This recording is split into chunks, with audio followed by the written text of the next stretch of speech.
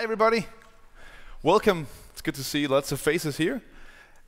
This is going to be a talk about web components and the modern frameworks of today. So we'll talk about primarily React and Angular and Vue and how they work with web components and how they're back and forth.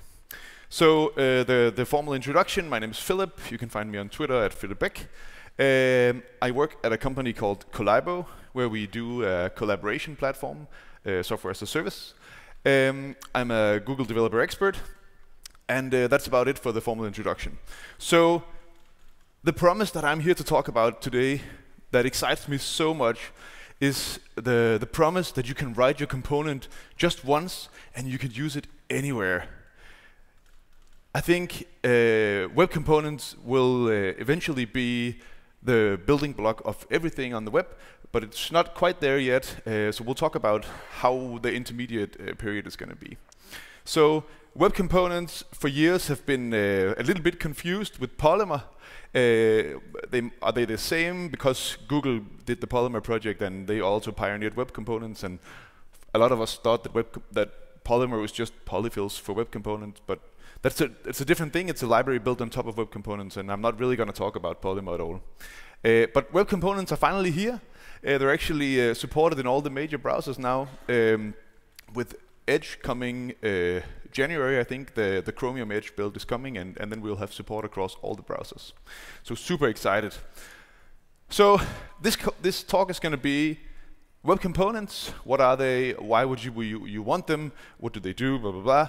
Then we'll talk a brief, how do we actually build them, what's the code involved to make a web component, and then we'll talk about the two different phases that I'm actually the most excited about is how do you use a web component inside your framework. So when you're building an Angular app or React app, how do you actually use somebody else's, or how do you consume a web component that maybe you wrote or somebody else wrote. And then the last part is going to be how do we actually build a component in React or in Vue or in Angular and take it and kind of export it as a web component so that anybody else can use it. So the vision is that we want to be able to write a date picker in React and use it in a form inside Angular that lives inside of a Vue application. So that's the promise of web components, and I think that's really, really exciting. So we'll take a look at kind of the state of the union of web components and frameworks today. So obviously the why is interoperability. We want to be able to just write it once and use it anywhere. We don't want to write the same thing over and over just because of multiple implementations. With the native component model, we get better performance because every time the browser updates, our app gets faster without us doing anything. That's really nice. And we actually need to ship less code to the browser so that it's also going to load faster. It's going to take less memory on your device, and it's just an overall better user experience. And I think the choice of framework should just be an implementation detail. It should be something that you as a developer choose because that's what you like, and then you can use whatever tools out there. It shouldn't matter what framework you chose. So at Colibo, our app is kind of like a social feed where you do collaboration stuff.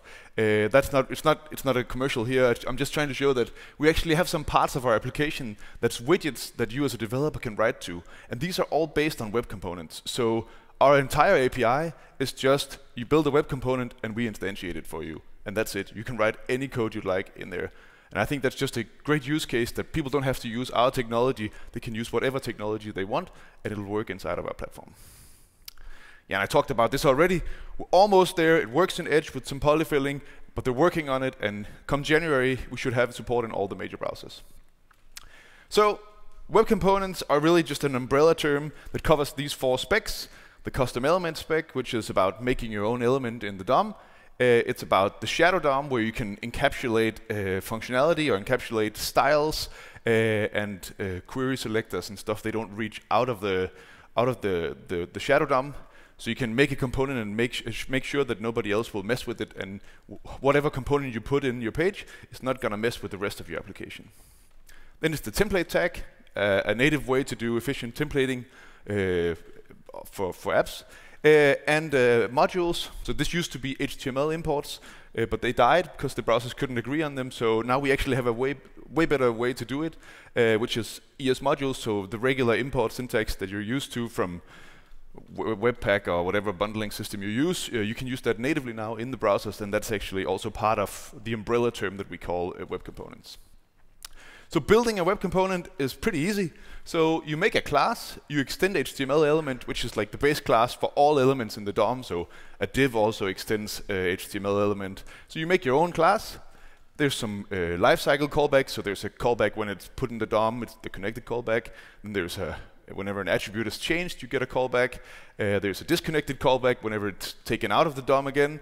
And of course it's a class, so there's a constructor. So you can run code when it's created imperatively. And then, in the last line you see, we just define our element by calling custom element.define with the element name and then the class. And voila, that's a web component for you. So it's pretty simple. You see here in line 3 that I'm doing the shadow DOM. I'm attaching a shadow DOM to the custom element. You don't necessarily have to do it. It's a nice thing to do because that way you're sure that you don't mess with anything else on the page, but you don't necessarily have to do it. And I showed you that there was a lifecycle callback whenever an attribute has changed. And if you know the DOM, you know that attributes in HTML can only be strings, and that's kind of limited if you want to do a real app where you pass data down. So you want to be able to pass like rich elements, like an array or an object or something. You want to be able to pass that down to other components. And the way you do it is with properties.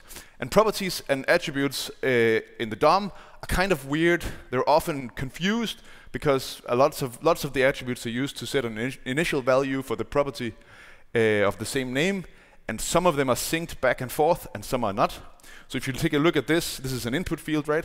So the type sets the initial type property for the object or for the DOM element, and if you change the type, it's going to be reflected back to the attribute. But if the value attribute here is used as the initial value for the value property, but if you change the value, it's not going to be reflected to the attribute. So that's just weird, and the DOM is kind of weird like that, and there's lots of confusion around that. So I just want to make sure that you know there's a callback for whenever attributes changed, but properties are just regular properties on your class, so we can just use regular setters and getters to know whenever they change. And that's probably the callback that you'll use the most. So here's a list of all the properties, not even all of them, but all of them down to n or whatever that's on the input element. And you see here I just recorded a video of what I just said, that if you change the value, it's not going to be reflected back, but if you change the type, it is going to be reflected back. So the last piece of the web component model is content projection. So this is in React, you refer to it as props.children, right? So whatever you put inside of the component when you use it, that's going to be available to you as the developer somewhere else. You can put it inside of a template somewhere. So the native way of doing this is with the slot tag. So if you do it in Angular, it's called NG content, I think, or NG template or whatever. And the native way is slot. There's a similar thing in Vue, and React has props.children. It's more or less the same thing. The main difference is that this is actually really projection. So it takes whatever is in the light DOM of your component and puts it inside of the shadow DOM. So you can style it differently if it's shown inside of a shadow DOM or not. And there's actually a DOM event called slot changed for whenever the slotted content has changed. It is a little bit of a gotcha, and this is where where the frameworks still don't work quite as well as the native model does. But we'll talk about that in a little bit. Yeah, you can do named slots, so you can have multiple slots, and all the frameworks do a similar thing to that as well. Styling for a web component is scoped to a shadow root, as I said. So if you style a global h1 inside of a shadow root, it's not gonna affect all the h1s on your page, only the ones inside of your shadow root. So that's pretty nice. We actually get real style encapsulation, and we don't have to do all the weird CSS module stuff that we've kind of gotten used to, but which is actually kind of dirty and hacky and not very pretty.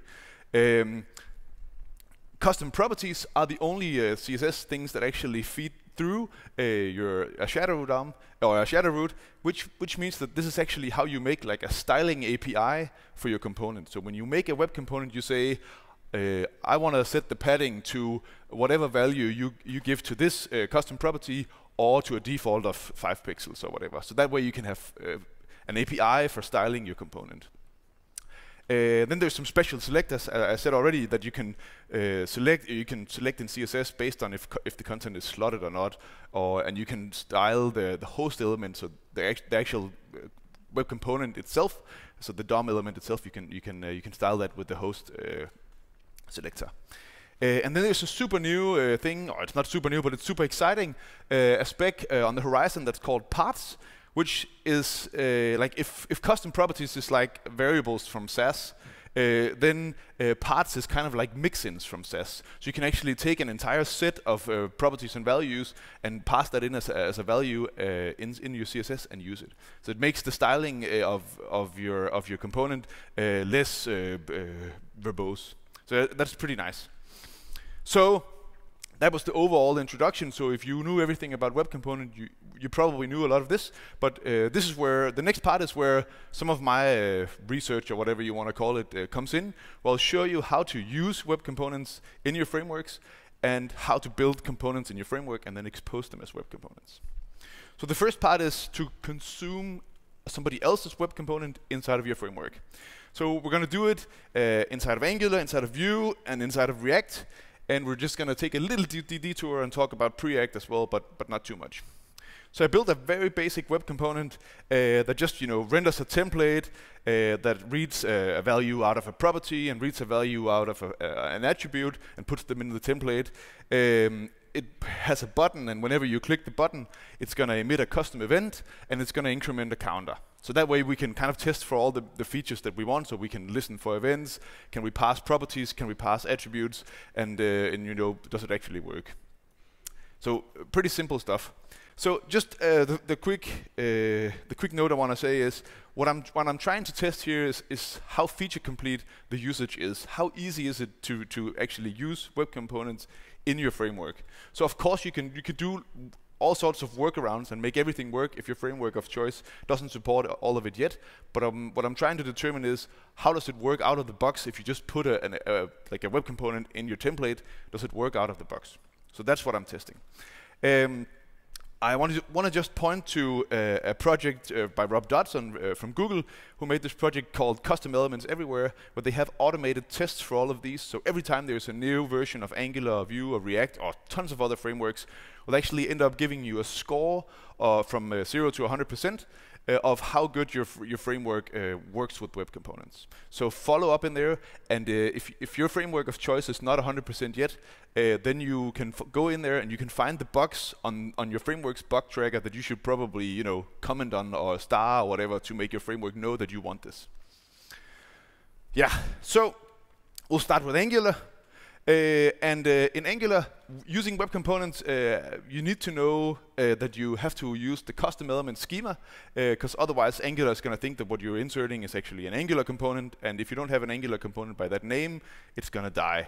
So you have to tell it that you support a custom element schema.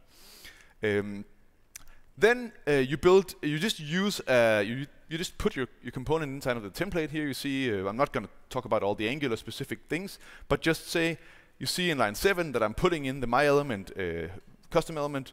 The Angular syntax for binding to a property is just using the square brackets around the name. So that's how we bind to the audience prop. That's a property.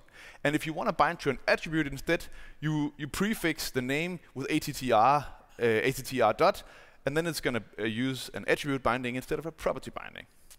The native syntax for listening for events in Angular is the parentheses around the event name, and that works as well. So here we're listening for an event called custom event, and whenever that fires, then it's going to call Angular's internal handle event function. You see, it's just alerting something. That's not important. So Angular actually scores 100% on both the basic tests and the advanced tests. So that's pretty exciting. So for Vue, it's a pretty similar story. So when you put it in the template, so this is the everything in one .vue file way of doing Vue. You can do Vue in other ways, but it's very comparative to how Angular works. So you see the syntax is a little bit different. You use the colon in front of the name, and by default they bind to attributes when they don't know what it is, and so you have to do a suffix of saying .prop to actually bind to a property instead. But the logic is more or less like Angular anyway, and you see that the listening for events syntax is a little bit different as well, so you use the @ sign in front of the name instead of the parentheses, but other than that, it's the same story. Vue scores 100% on the basic test and 100% on the advanced test, so go Vue. React is sadly a little bit of a different story. So when you put an element inside of a JSX template, JSX only works with attributes. So there's no way you can assign a property declaratively to an element from your JSX template. So that's kind of sad. So that means that when we're trying to do it here, it's just going to make an attribute that's called audience prop. And since attributes don't support casing, it's going to even be of the wrong name, because the capital P is not going to be a capital P, it's just going to be a lowercase p. So that's a little bit sad. The attributes works as you expect. The custom event, the event listening syntax in React is you put on in front of the name, and then it's unclear how you case the rest of the event name. So because like for native events, you uppercase them even though the event name is actually lowercase, that's just a convention. But it turns out, because they're all serialized to attributes before they work, you can't listen for events that have uppercase in them in React. So that's a really sad story. You can't have uppercase, you can't have camel case, you can't have any kind of casing. It just has to be a lowercase word for the event name. So that's a little bit sad. So attributes works the way you expect, but properties need some work, and so does the event syntax. Of course, you can do it, and I'll show you how in just a second. React scores all the basic tests, which basically just says it doesn't break. React doesn't break when you put a web component in, fortunately. But it actually fails all of the advanced tests. So you can look up all the details. I'm putting the URL in here as well, so you can find it afterwards if you'd like. But what I want you to do is really go check out all these related issues on the React Git bug tracker and start them and tell them that we want this, because we really want React to work better with web components. There are a lot of community projects out there that makes this easier for you as a developer, but that's just yet another dependency, and it's not really what you want to do. We want this to be a native thing, and the good thing about it is that so does React. So they're actually mentioning that they are working on it. They want this to happen, and I saw a tweet from Dan Abramov the other day where he actually says he thinks this is going to be part of React 17. So whenever that's ready, hopefully not too far away distance, we will have the full support in React as well. This is the most important issue you want to start. Actually, by the guy I named before, Rob Dodson from Google, who runs the custom elements project. So absolutely go start this issue and tell them that you want this. So PREACT to the rescue, right? So PREACT does its thing a little bit differently. It actually does properties by default instead of attributes. So the property thing actually works, but the event syntax is still the same, so that doesn't work. So it scores higher, but it's still not perfect. So of course you can do it yourself in React. So you can just make a reference, like with the ref keyword, and make a reference that you can do from inside your template, and then call add event listener on it and set properties on it yourself. But that's not really the point of this thing. I'm just covering my ass, saying of course you can do it, but I want to. We really want to be able to do this declaratively straight from the template. So the bread and butter of this presentation is really the other way around. So how do we build a component in your framework?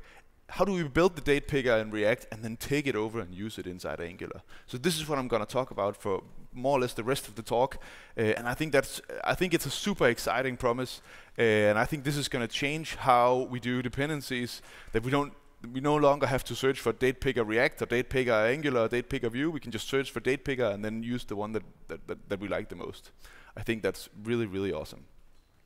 Again, the why is interoperability. Framework should just be an implementation detail. Whoever writes the date picker gets to choose whatever framework they'd like, and you, as the consumer of the web component, you shouldn't care about whatever framework they chose. Yeah. So there are two different types of frameworks today. So there are the frameworks that are actually built in web components, and of course these are, they're native to web components. They work with all of this out of the box, and since they are web components, whenever you make a component, of course you can put it anywhere because it's just a web component. But these are still pretty tiny in user adoption. So they're frameworks like Svelte or Stencil or Polymer or Lit Element, or like there's a number of them, but they're still really, really small in user adoption. Then there are the traditional frameworks, the Angulars, the Vues, the Reacts, you name it, that don't use web components as their building blocks for making the frameworks. So we need to kind of wrap them inside of a custom element. And there are community projects for React, and there's actually official projects for both Vue and Angular that does exactly that. So for Angular, there's a project called Angular Elements. For Vue, it's called Vue Web Component Wrapper or something. And for React, there's probably a handful or so of projects with their ups and downs, but they're all community projects that does more or less the same thing. So what they do is something like, we need to be able to put something on our custom element as a property, and then it should be reflected down to whatever component model is used below. So if it's React, it's going to be available as a prop. If it's Angular or Vue, it's going to be available as an input, or whatever the name is. And the other way around, whenever the component has the internal component has something to say, it's going to eventually be a DOM event. Angular and Vue has their own event system that looks like the DOM event system, but it's actually not. So there's going to be a translation between the two. And for React, the thing is that React typically hands down a function as a prop instead, and then the child actually calls that function. So we need to somehow translate that into regular DOM events, because DOM events are the way we do this kind of stuff. Then we want to be able to handle the slots thing somehow, and we want to be able to do style encapsulation with Shadow DOM. So those are the 4 areas that I'm going to talk about, going to show in all the frameworks, and then going to show kind of the output of what we're doing. So yeah, so we want to test these things. We want to take a look at how easy is this to use, what's the size of the bundle that's eventually being produced, and we're not going to talk about the framework integration. So it's just too hard to compare. It's like comparing apples to elephants or whatever. So of course, if you're building an app inside Angular, you're probably using tons of Angular services. And how do they work if you're a web component and stuff? We're not going to look at that, because we can't really compare that to each other. Yeah, so I said this already. We're building a custom button component. So it's a pretty dumb component, but it's a custom button. It has a label as a property. It has a slot for content.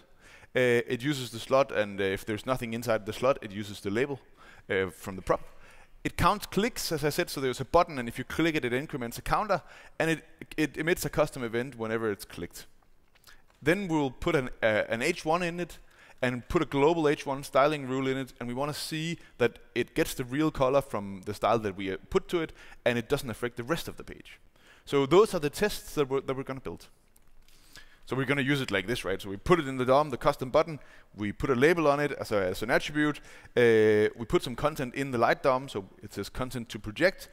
We have an H1 outside with some global H1 styling, and then we'll put the H1 inside as well with some local styling. So for Angular, the official project is called Angular Elements. You add it by saying ng-add Angular Elements, and that's more or less it. To get it working, we say we use encapsulation, which is part of the component definition, where we say use the Shadow DOM encapsulation. So by default, Angular does the same CSS modules-ish thing where it does attributes on the elements and then does styling based on that. But you can actually turn that off and turn it into real native Shadow DOM encapsulation. You do it this way. The rest of the component you see is pretty basic. So I'm not going to go too much into the syntax. So you define an input for properties. You define an output of the event name that you want to emit, and then whenever the event happens, so whenever the button is clicked, then we're gonna handle the click and increment the counter and then broadcast the event. So in order to actually make this work, from your button module, so where Angular has this thing called ng modules, which is a little bit hard to explain, so I'm not going to do that. But if you know Angular, you know where to find it. Inside of the module, you use a special function called create custom element that you import from the Angular elements package. So you just import it, and then you call it with the Angular component and an instance of the injector. And then it's going to hand you back a component class or a custom element class. And then you call custom elements.define on it with whatever name you like and the class that the function returned. And that's how you do it. Then you have a web component that's actually wrapped around your Angular component, and it has everything of that working. So the final thing to note is you do have to override the regular way of bootstrapping the application. So you just empty out the ngdo bootstrap function that's on normal classes or on normal modules. So for here, I'm just going to show you a video of this working. So you see we have the red header outside, we have the blue header inside. When we click it, it increments the counter. We can just find it in the DOM, add an event listener to it, and whenever we click it again, we'll see, whenever my typing catches up, you'll see that we can actually, it actually fires real native DOM events. So, catches up pretty soon, I hope. I should have speed this up. So when we click it, we see we get the event names out, or we get the counter value out.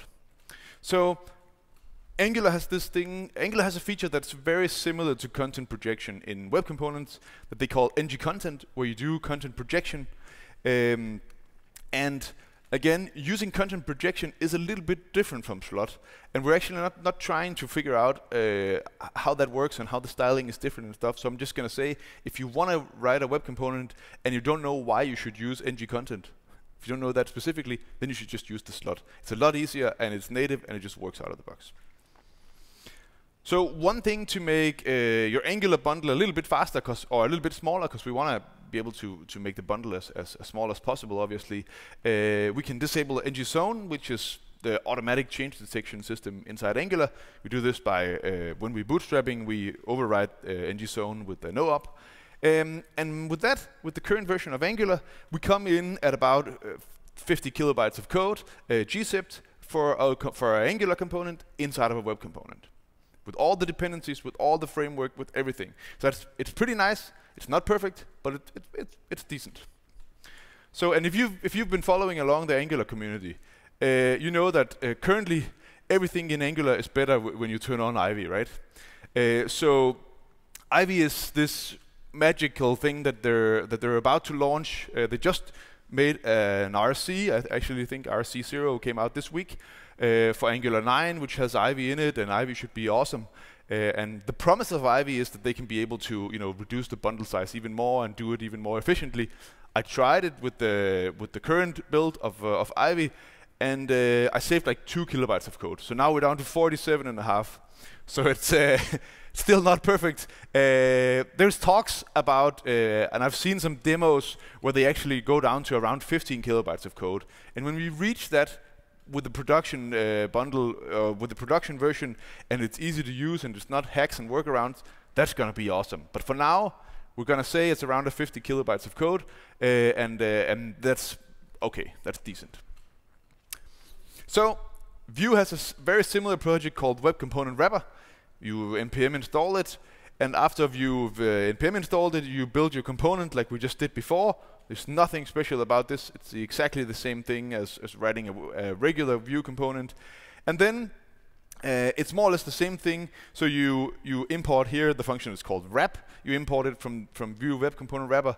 Then you call wrap on your Vue component and with the Vue instance. And then it gives you back the class, and you call custom elements.define on it. And that's pretty nice. So the problem here is that in this single component file definition, you're not allowed to put styles inside of your template. And if you put styles outside of your template, they're going to be handled by Vue globally. So all the styles that you put in here are going to be globally accessible. Then you can choose to use CSS modules and stuff, which is going to add, the weird attribute names for you and stuff. But it's not going to be added inside of your shadow DOM. So the styling part actually doesn't work with Vue. You can hack it if you really want to, but you can't put a script, you can't put a style tag in your template. You can't put a link tag with rel style sheet in your template. So it's not optimal at the moment. So their solution to this is just use some kind of CSS module solution and fix it yourself. So I'm not going to bore you with the entire video, just saying all the event stuff works, all the properties and attributes works, but obviously, as you can see, the header has the wrong color. A note to say about the Vue project is, when you find the one article on the internet that actually explains how to do this, there's an error in it, which is that it points by default to the main.js file in the end, and if you do that, it doesn't work. So you actually have to point directly to the Vue file that contains your component. Then it works. And then it's a little bit weird because when you're doing during development, when you're using the Vue CLI, you have to run it through the main file, and then when you need to build it, in a different way. So you kind of have to have the definition of it two places in order to work with it. So it's a little bit. It doesn't feel too good. One other thing to note about the Vue instance, or we should just take it from the top. So it feels pretty elegant. It feels pretty nice to work with. You don't have to do too much weird stuff, and it has more or less all of the features that we want, except for the styling. It is a little bit weird though that the event.details of the native DOM events that are being fired out is not the object that you pass. It's an array where the first item is the object that you pass to your function. So that's just a little bit weird, and I think it's due to how the event system works inside Vue, but I think it's just kind of weird. Yeah, it doesn't handle styles. The bundle is tiny, which is super awesome, but the problem is that it bundles without any view of its Vue dependencies. So you actually need a global Vue instance to be able to run this. So that means that if you're doing it to run inside of an application that you already know is a Vue instance, it's awesome, because that way the bundle is super, super tiny. But if you're doing it to make a universal component that you can use inside React or Vue or Angular, then it's going to need a global Vue instance to work, and Vue is kind of heavy as well. So you see here that the actual custom button is 3.5 kilobytes of code, gzipped. So that's really impressive. It's really nice, but unfortunately, you see, we need the Vue instance to actually be able to run. This is the smallest version I could find, which is 30-something kilobytes. So all in all, 37 or whatever it is, 36 kilobytes of code. I think it's still pretty nice. It's lots of percent better than Angular currently, and it's it feels pretty good to work with. So for React, as I said, React is a little bit different. You, instead of adding event listeners or something like that, you typically pass down functions as props, and then the consumer or the child actually calls that function for you. So the event system is a little bit different. And in React, some kind of CSS and JavaScript solution is very, very normal. Pretty much everybody does it, and they need to roll it themselves. So it's very hard to compare how that would translate into the shadow DOM encapsulation. For React, there's no official wrapper. There's a couple of projects here. I like the Web React components, not the React Web components, but the Web React components. I like that better. Trust me, I got very confused by that when I was trying to read documentation for one in the other one's docs. That's just weird. But the second one here is the one that I'm going to show you.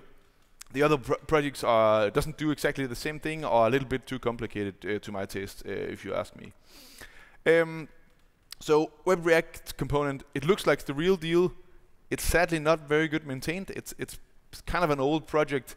It does more or less the same. So it has a register function that wraps and stuff, and actually it mounts a slot tag inside of your props.children. So if you want to do your props.children, it actually just puts a slot tag in there, which will automatically put your light DOM in. It's kind of a nice workaround until you realize that what you want typically is to have a fallback, and you need to define that inside your slot tag. So you can't do that with props.children. So typically you just want to write the slot tag yourself. The styling thing, you can hack it if you do a style tag in your JSX and use the set dangerously inner HTML, whatever the name is. Then you can write styles and they'll be encapsulated the way you want. And then there's a problem that Web React Components, the library actually ships as ES5, which requires polyfills to actually work in all the major browsers. Because now, as we said, only the old browsers actually require the polyfill and require ES5. But the ES5 version is not supported in the new browsers. So we actually need a polyfill to make this work in new browsers. So that feels kind of dirty. So I didn't like that. So I actually forked the project and made a version that doesn't do that. And that's the version that's locally in the example repository that I'll share at the end. So you can use that if you'd like. But there's no support on that either. So you just npm install the project, or my version of it. You build a component like you traditionally would, and you see that in line 21, I'm setting the styling inside of the style tag in a kind of dirty way, but it works. And you're seeing that I just have here, if you take a look at line 9, it looks like it's a regular function that I'm calling here that's being passed down through as a prop, and I'm just calling it with a value, and then the Web React components, the React Web components, the one that I'm using, whatever, actually turns that into events. So the way you do it is you call register that you import from Web React components with your React component, then with a list with the name of the component, then with an array of all the properties that should be synced back and forth to props. And then here's the function that actually makes a function called onAction that emits this event instead. So this is how you map between the function that's being passed as a prop to whatever event you want to be handled. I think this is actually a pretty elegant solution to the thing that we're just handling events differently in React. I think this is a pretty nice way to do it. And with the style hack, this actually works, and it's pretty nice. So all in all combined, this version with React is 42 kilobytes, so it's actually a pretty nice bundle size. It's a little bit bigger than the Vue, if you include Vue, and it's smaller than Angular, or current Angular at least. So if you compare these, you see the consumption when we use Web Component in our framework, React lags behind. So it's 71% or whatever. When it comes to all the features out of the box for wrapping, Angular is the best solution. So they support all of it. Vue and React, Vue is kind of okay, but it doesn't do the CSS thing at all. React is a little bit weird, but we can also make it work. The developer experience, though, I really like the way it works in React. I think it's very elegant. The register thing where you call in what props do you want to be mapped, how do you want functions to be mapped to event names. I think that's very elegant. The bundle size, there are comparative, even though Vue is 70% of the Angular component. Yes. Yes. If you use two separate, but if both React and Vue, or both React and Angular, you can actually export multiple that uses the same instance of their dependencies. But it's not explicit in the same way. That's right. So this begs the question: do we even need a framework, or should we just use web components themselves by lit HTML or Polymer or Svelte or Stencil or whatever? They're just small libraries that goes on top of native web components, and they have all of these features out of the box. So I'm not here to talk about that too much. I would just like to show you, this is lit element, it could be any of the other ones. It looks very similar to how you build components with, actually looks kind of like a mix between how you build with Angular and how you build with React. So there's a render function that returns the view, and there's like decorators where you decorate whatever properties you want to be able to automatically update. And this is more or less it. And if you take a component like this, then you get all of the joy of working with it, all the features supported. The consumption is obviously 100%, and the bundle size is tiny. So I think that some of these frameworks are going to gain more traction, and I think the main frameworks they're going to have to catch up.